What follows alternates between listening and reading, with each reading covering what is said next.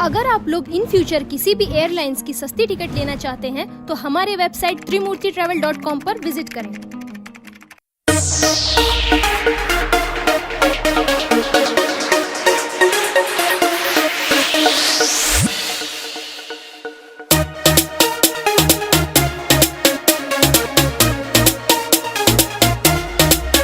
रोज मेरे गली में ये स्टाइल झाड़ते हो,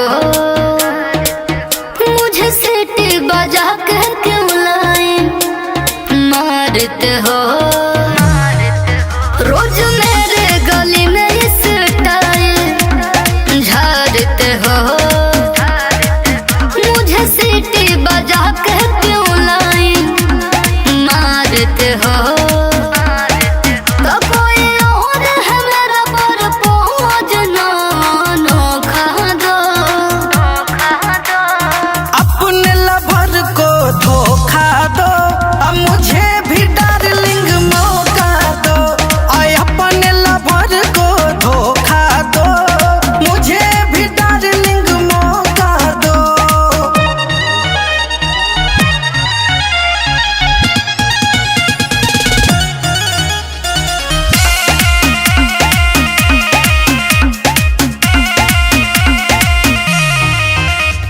खर्चा मेरा उठाओगे क्या, शॉपिंग डिनर कराओगे क्या, बोलो कर लोगे।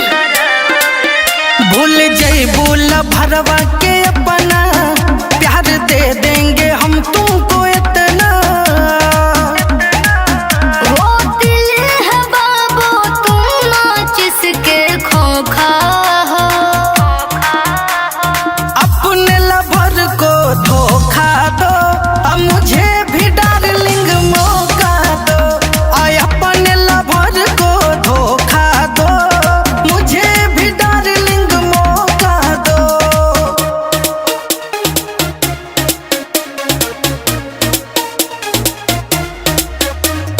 प्यार यदि करोगे खोल के, मैं पटू